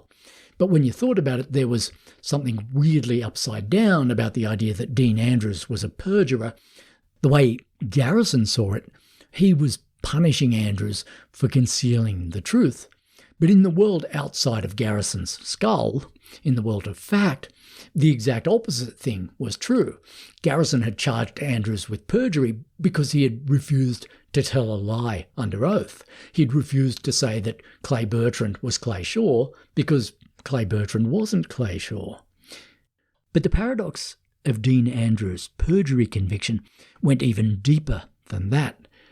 To get Andrews convicted of perjury, Garrison's office had to argue correctly that Andrews had invented the name Clay Bertrand out of thin air. As Garrison's assistant DA put it at Andrews' trial, the name Clay Bertrand had been, quote, foisted on the world by Dean Andrews. But if that was true, and it was true, then Garrison's whole case against Clay Shaw came tumbling down, because that case was entirely premised on Garrison's belief that Shaw had used the name Clay Bertrand as an alias. That had been the whole point of Perry Russo's sensational testimony at Clay Shaw's preliminary hearing. Russo supplied the missing link that Garrison had so badly needed by testifying that he'd known Clay Shaw as Clay Bertrand. This point had been so important to Garrison at that time that his investigators had gone to the trouble of drugging and hypnotizing Russo to help him remember it. But now, to get a perjury conviction against Dean Andrews, Garrison was suddenly ready to admit that Andrews had made up the name Clay Bertrand. It was all very confusing. But if you were keeping track of things, it now appeared that Garrison's men had drugged and hypnotized Perry Russo to force testimony out of him that even Garrison himself no longer believed in. You could hardly ask for a better illustration of how far off the rails of logic and sanity Garrison's investigation had gone now. You could hardly ask for a better illustration of Garrison's inability to pick one story about the assassination and stick to it. At moments like this, you see that it's absolutely pointless trying to work out exactly what Garrison believed about the assassination, because even he didn't really know what he believed about it. He not only didn't have a coherent picture of reality inside his head, he didn't even seem to realise that his picture of reality should be coherent. Huge public cracks were starting to appear in Garrison's case now, and not just in his case. People were starting to openly question his sanity. After Dean Andrews was convicted of perjury, this is what one of his attorneys said. That I sometimes wonder if the entire so-called assassination probe isn't a psychedelic reaction of a district attorney with an overstimulated imagination. The gloves were really coming off now. More and more people were starting to say things like that about Garrison. When William Gurvich quit from Garrison's team in June, he told reporters that Garrison had known for months that Clay Shaw was not Clay Bertrand, but was hell-bent on prosecuting Shaw anyway. When a reporter asked Gurvich why Garrison was ignoring the evidence, Gurvich replied, quote, "Because he is an unmitigated liar and a psychopathic paranoid. He is nuts." Gurvich's decision to quit from Garrison's investigation had been brewing for a few months, ever since James Phelan had revealed the truth about Perry Russo's hypnosis session. In early June, Gurvich requested a secret meeting with Robert Kennedy, the late president's brother. Gurvich warned Bobby not to get his hopes up about Garrison's investigation. He said that although Garrison was making a lot of noise, he had in fact discovered nothing new or real about the case. A few weeks later, Gurvich formally resigned from Garrison's team, and the night after he quit, he went on national TV and he poured a huge bucket of shit over the entire Garrison project. Mr. Gurvich, why did you resign as Mr. Garrison's chief aide in this investigation? I was very dissatisfied with the way the investigation was being conducted, and I saw no reason for the investigation and decided that if the job of an investigator is to find the truth, then I was to find it. I found it, and this led to my resignation. Well, what then is the truth? The truth as I see it is that Mr. Shaw should never have been arrested. Why did you decide to see Senator Robert Kennedy? And I went to Senator Kennedy to tell him we could shed no light on the death of his brother and not to be hoping for such. After I told him that, he appeared to be rather disgusted to think that someone was exploiting his brother's death by bringing it up over and over again and doing what has been done in this investigation. There's been talk of allegations of wrongdoing, of coercion, of possible bribery on the part of investigators or certain investigators for the district attorney. To your knowledge, are these allegations true? Unquestionably, things have happened in the district attorney's office that definitely warrants an investigation by the parish grand jury as well as a federal grand jury. Would you say these methods were illegal? I would say very illegal and unethical. Do you believe Mr. Garrison had knowledge of these activities? Yeah, of course he did. He ordered it. He ordered it? He ordered it. Yes, sir. Why did he feel it was necessary to order such activities? That I cannot explain. I am not a psychiatrist. It was June the 27th when William Gurvitch went on TV and said that Clay Shaw had been arrested less than 4 months earlier on March the 1st. In the space of just 4 months, Garrison had copped so much bad press and bad publicity that it's almost impossible to keep tabs on all the crimes and misdemeanours that he was accused of. There'd been major takedowns of him in the Saturday Evening Post and on NBC TV. There had been similar exposés of him in places like Newsweek and the New York Times and on CBS TV, which I just don't have time to talk about in this podcast. Garrison's investigation was just 4 months old, and already it was a kind of rolling clusterfuck. And the farce wasn't even close to being over yet. The trial of Clay Shaw wouldn't begin until January 1969. There was still another 18 months worth of this stuff to go. But the story of the next 18 months of Garrison's investigation wasn't quite the same as the story that I've been telling so far. The nature of Garrison's investigation was about to change. Around the middle of 1967, Garrison pretty much stopped building his case against Clay Shaw. He still intended to prosecute him, mind you, but what happened in mid-1967 was that Garrison started to raise his sights and expand his sense of how vast the conspiracy behind Kennedy's murder had been. He busily started trying to identify all the other people and agencies besides Shaw who might well have been involved in the conspiracy. That said, the trial of Clay Shaw was still going to happen. Legally speaking, Shaw was still the only defendant in the case. He was the man whose life had already been half destroyed by Garrison, and he was the man who was going to be in the dock when the trial began, and if he was found guilty, he was the man who was going to be going to prison. But Garrison was fast losing interest in Shaw per se. He increasingly saw him as nothing more than a means to an end, as a way of giving himself a public platform to talk about the immense multi-agency conspiracy that he now believed it was his job to expose. As Edward Epstein put it in his book Counterplot, Garrison's investigation in New Orleans had 3 distinct phases.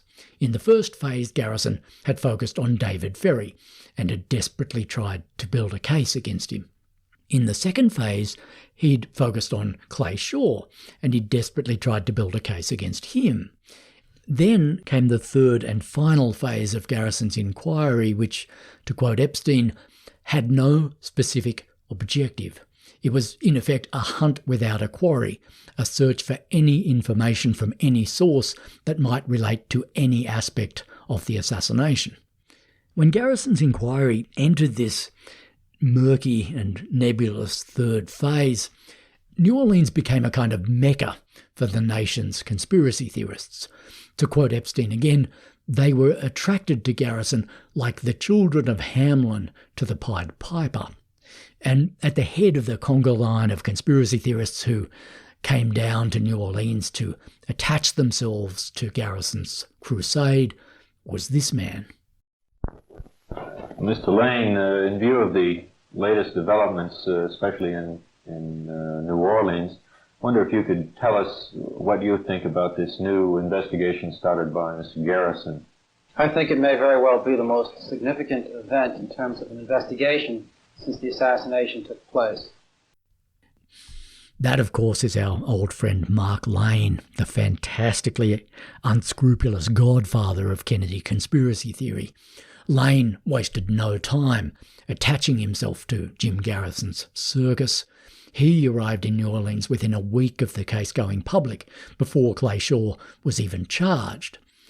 For an assassination grifter like Lane, Garrison's inquiry was an exciting development, because as a district attorney, Garrison had legal powers that mere writers like Lane had previously only been able to dream of. The rest of us have been able to raise questions about the situation. We could do a little more than raise these questions, but Mr. Garrison, of course, can make arrests and can compel testimony and can cause a trial to take place, and evidently he was planning to do this. Garrison had the power to subpoena witnesses and indict people, and, as Lane put it there, to cause a trial to take place. With powers like that, Garrison could take the fever dreams of the Kennedy conspiracy community to the next level. He couldn't exactly make those dreams come true. Nobody on Earth had the power to do that. But Garrison did have the power to shove the deluded fictions of people like Mark Lane down the throat of New Orleans and the world, and naturally Lane was keen to get down there himself and get his own rightful piece of the action. In his own words, Lane became Garrison's unpaid chief researcher in New Orleans. Garrison told his staff that Lane was going to be writing the official history of the case, and that he should therefore be given free access to all of Garrison's case files. As we heard in the previous episode, when Lane first arrived in New Orleans, one of Garrison's researchers fairly sheepishly showed him the file that they'd put together on David Ferry. The file was embarrassingly skimpy, and Garrison's researcher was worried that if anybody from outside the office ever clapped eyes on it, they would instantly realise that there was no case against Ferry. But Lane had some immortal words of conspiratorial wisdom to offer him. He said, if anybody ever sees that file, just tell them that the real evidence against Ferry is stashed somewhere else in a special secret file. Mark Lane was just the first of many prominent conspiracy theorists who came down to New Orleans to attach themselves to Garrison's investigation. At one time or another, almost all of the nation's leading conspiratorial authors came down to see if they could lend Garrison a hand. Among the people who offered him their help were Edward Epstein himself, the author of Inquest, Sylvia Meagher, the author of Accessories After the Fact, Harold Weisberg, the author of Whitewash, Richard Popkin, the author of The Second Oswald, and David Lifton, the future author of a book called Best Evidence. William Gurvitch said later that, quote, Garrison's true investigative staff when I was with him were not the police officers, but the authors of the books that are critical of the Warren Report. Another one of Garrison's aides said, quote, the trouble with these third-rate students is that the only way they can make a strong impression on Garrison is by coming up with flamboyant nonsense, thus hoping to be hired as someone with original ideas. They therefore represent a serious threat to the sanity of the investigation. End quote. Garrison's aide was right to worry about the sanity of the investigation, but I think he was out of line to suggest that people like Mark Lane and Harold Weisberg were third-rate students of the case. They may have been dead wrong about the case, but they certainly knew far more about the details of it than Jim Garrison ever would. It was also unfair to blame the insanity of Garrison's investigation on the writers who flocked down to New Orleans to help him.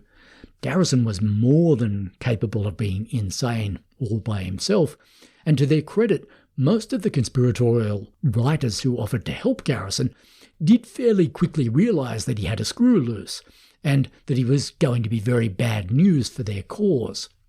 With the conspicuous exception of Mark Lane, nearly all of the prominent conspiracy theorists who made the trip to New Orleans wound up washing their hands of Garrison's project fairly quickly, and some of those disillusioned conspiracists did their best to warn the general public in real time that Garrison was off his rocker.